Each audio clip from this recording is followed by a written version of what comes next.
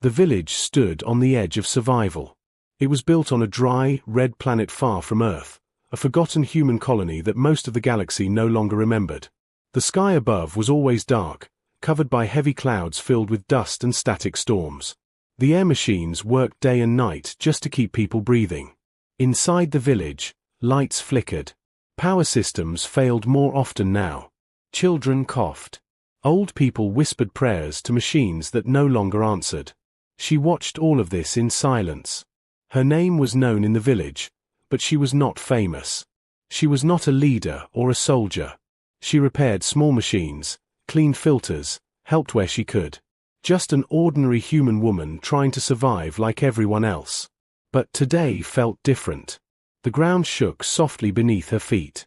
Another system failure. Another warning siren echoed through the village. People stopped and looked at each other with fear in their eyes. Near the village stood the ruins. They were older than the colony itself. Tall black structures half buried in the sand, covered in strange symbols that glowed faintly at night. No one knew who built them. No one dared to enter them. The elders called it a curse. Long ago, when the colony was new, some humans tried to explore the ruins. They believed there was ancient technology inside. None of them returned the same. Some came back silent and empty. Some never came back at all. One man screamed in a language no one understood before he died. Since then, the ruins were forbidden. Now, the village council gathered in panic. The air grid will fail completely within hours, one engineer said, his voice shaking. We cannot repair it, another replied. We do not have the parts. The elders lowered their heads. Everyone knew what this meant. Death. The woman stood at the edge of the crowd and listened. She felt anger, fear, and something else growing inside her. A heavy feeling in her chest. There is one option, an old elder whispered, barely loud enough to hear. Silence followed. Everyone turned toward the ruins. No, another elder said quickly. We will not speak of that place. It is death, someone cried. It is worse than death, another whispered.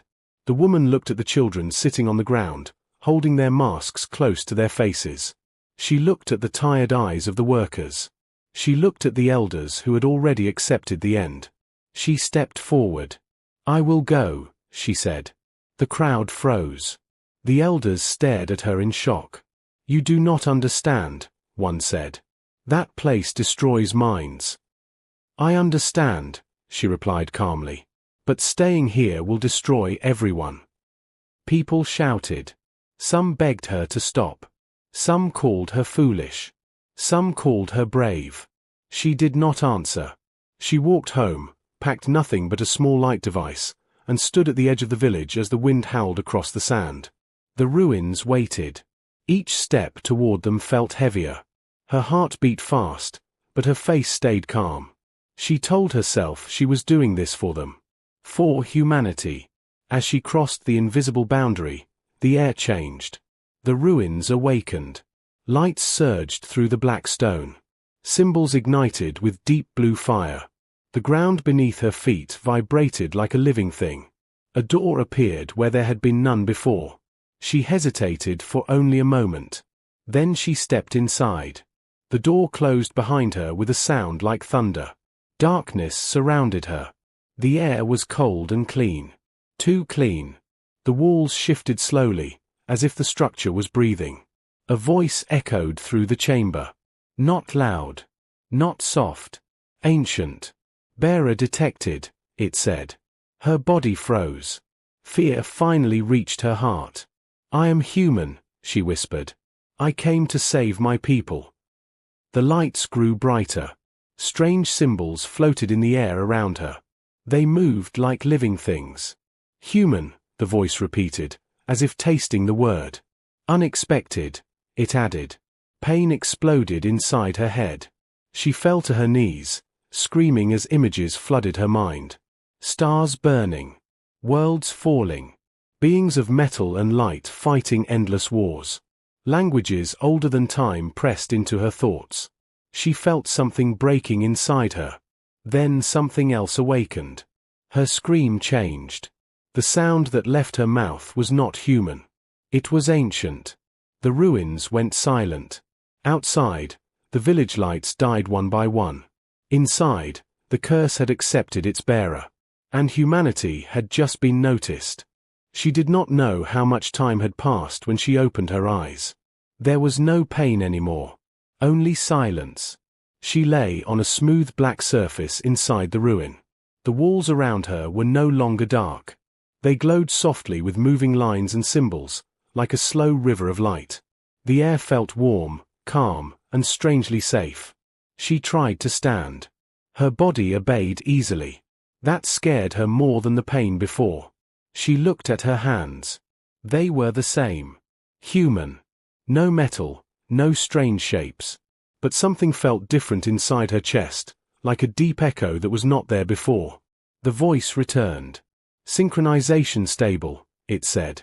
Biological frame compatible. She stepped back. What did you do to me? She asked.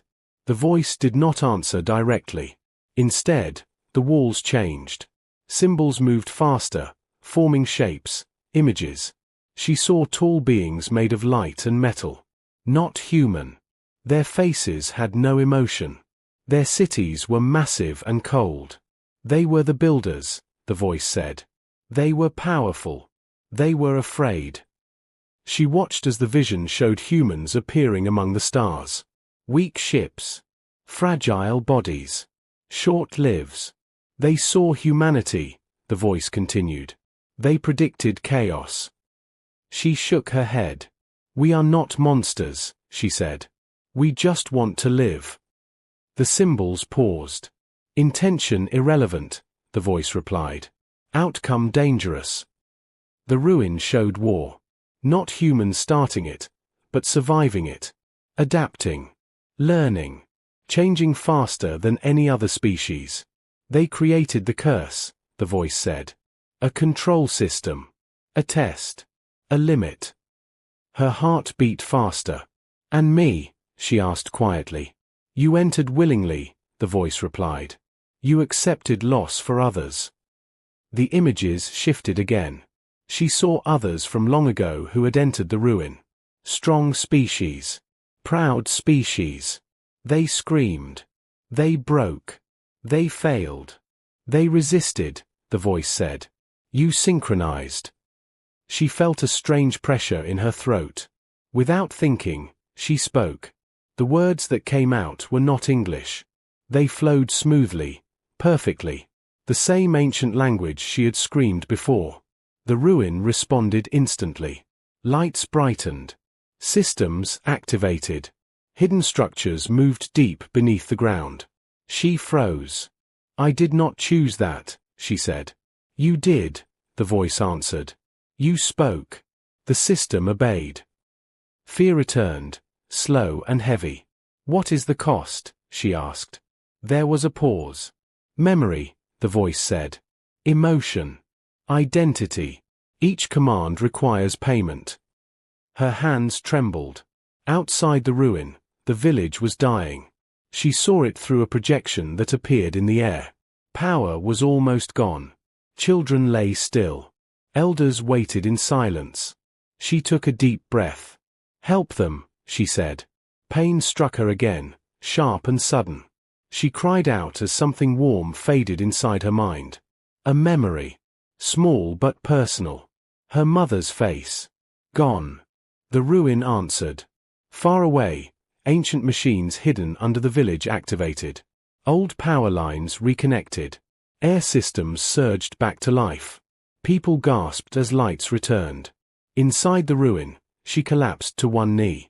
Tears ran down her face. She did not fully understand what she had lost, only that something precious was missing. The voice spoke again, softer now. Warning, it said. External signals detected. New images appeared. Alien ships. Scanners. Weapons. Others had felt the power awaken. They will come, the voice said. They will take. They will destroy. She clenched her fists. Then I will stop them, she said. You are not a weapon, the voice replied. You are a bearer. She stood slowly. "I am human," she said. "And humans protect their own." The ruin was silent for a long moment. Then it spoke again. "Designation updated," it said. "Bearer title assigned." The symbols formed a single word. The voice. Far above the planet, enemy ships changed course. And deep inside the ruin, humanity's curse began to look more like a promise. The galaxy did not wait for humanity to decide. Fear never waits. Alien fleets moved closer. Not in attack formation, but in a slow tightening circle around human space. They called it a safety measure. Humans knew it was a cage. Commander Rowan watched the star map from the command deck. Dozens of foreign ships blinked around Earth's outer systems. Too many to fight. Too many to ignore. "They are not here to protect us," Rowan said quietly. "They are here to make sure we never touch the device again." On Earth, governments argued. Some wanted peace. Some wanted power. Some wanted to destroy the device before anyone could steal it. Dr. Lena Morris stayed silent. She was watching the universe instead. She had noticed something strange. After the first real activation, space itself behaved differently near human systems. Signals arrived slightly late. Gravity readings felt wrong. Nothing dangerous. But nothing normal either. "The change did not stop," she said during a closed meeting.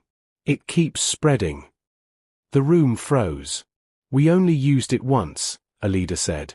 "That should not be possible." Lena shook her head. "The device does not end when it shuts down," she said. "It teaches reality a new habit." Before anyone could respond, alarms screamed. Not attack alarms. Something worse. A foreign fleet had vanished. Not destroyed. Not damaged. Just gone. The fleet belonged to the Valari Empire, one of the strongest forces in the galaxy. They had been observing a human border system. Never fired a single shot. Then silence. Scouts were sent. Drones followed. Nothing was found. No wreckage. No energy marks. No bodies. Just empty space where thousands of ships once existed. The Galactic Council went into panic. Some blamed humanity. Others accused each other. Trust shattered instantly. Commander Rowan was summoned again. This time not as an observer, but as a suspect. "You activated the weapon," the archivist accused. Rowan stood firm. "We did not," he said. "Our systems show zero activity."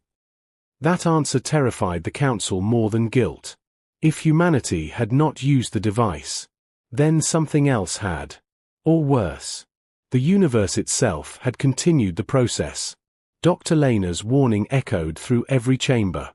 Reality remembered. Scientists across the galaxy raced to study the missing fleet. They found only one clue. Time distortion. The Valari ships had not exploded. They had not moved. They had aged. Millions of years passed for them in seconds. Metal turned to dust. Energy faded. Life ended quietly. The adjustment had reached them. Without command. Without control. Back on Earth, Lena collapsed into a chair. Tears filled her eyes. "We broke the rules too well," she whispered. Outside, alien fleets began to pull back. Not because they felt safe, but because distance suddenly felt like protection. Some empires ordered retreats. Others prepared doomsday plans. A few began secret talks with humanity. Not for peace, but for survival. Commander Rowan looked at the device one last time. It sat behind layers of shields. Still silent. Still harmless to the eye. Yet now everyone understood the truth. This was no longer a weapon humans controlled. It was a change already made. And deep in the galaxy, stars trembled slightly. Orbits shifted by invisible amounts. And no one knew how far the effect would spread. The stupid weapon had moved beyond human hands. And the universe had started choosing targets on its own. The sky above the village turned red. Enemy ships, powerless only moments ago, began to react again. Not all of them had shut down. Some were older. Some were simpler. And those ships did not rely on the same systems. They adapted. Inside one of the largest ships, an alien commander watched the village through a broken screen. "This human," it said slowly, "is not a controller.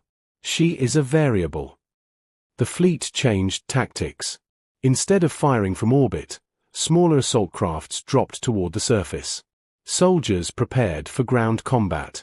They believed if they could reach the ruin, they could take its core. Inside the ruin, the woman barely stood.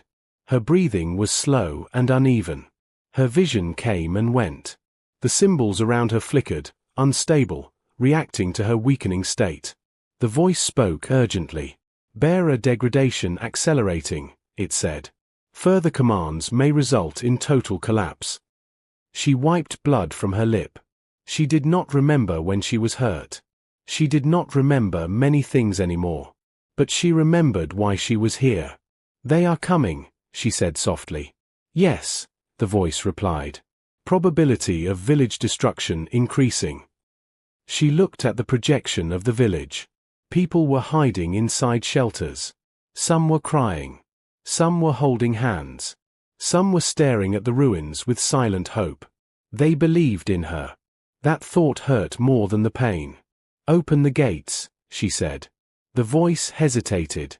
"Command will require severe payment," it warned. She nodded. "I know." Outside the ruin, ancient doors that had never opened before began to move. Massive stone and metal structures shifted, revealing a path toward the core.